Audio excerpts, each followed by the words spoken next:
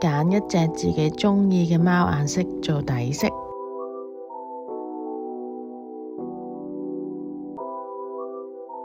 照乾咗啲貓眼就可以上一層面 gel。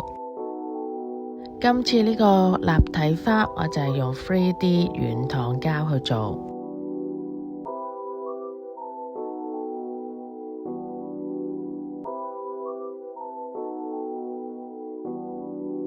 盡量搓到佢哋圓圓地 ，size 差唔多其實都得㗎喇。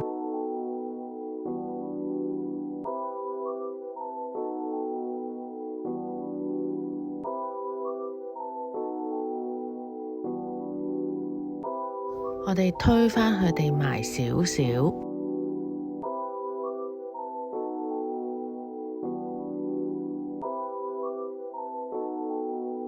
輕輕壓一壓，類似花瓣嘅形態就會出到嚟。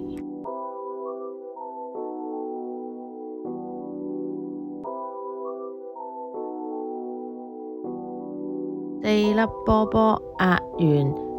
覺得有啲位歪咗，可以收下佢先。覺得個形態差唔多啦，就可以將粒珍珠放喺中間。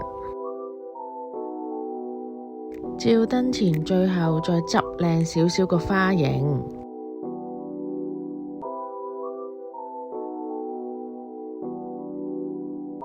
之後就照燈照硬個花。最後就上層面 gel，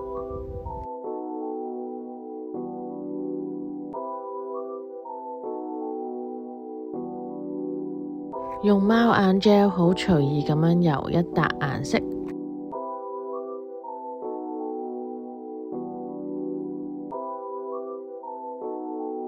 將貝殼片放喺已經油咗 Clear Gel 嘅位置度。照完燈就可以上一層 Clear Gel，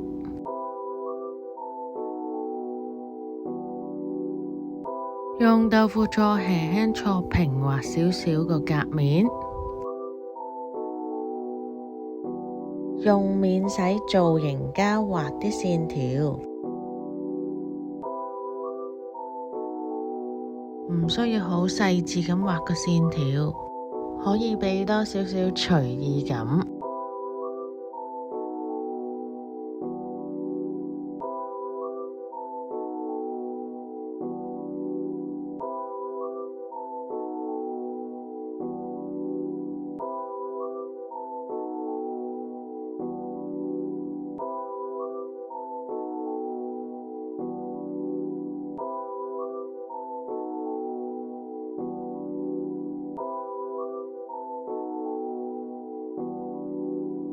最後上返個 top gel 就完成㗎啦。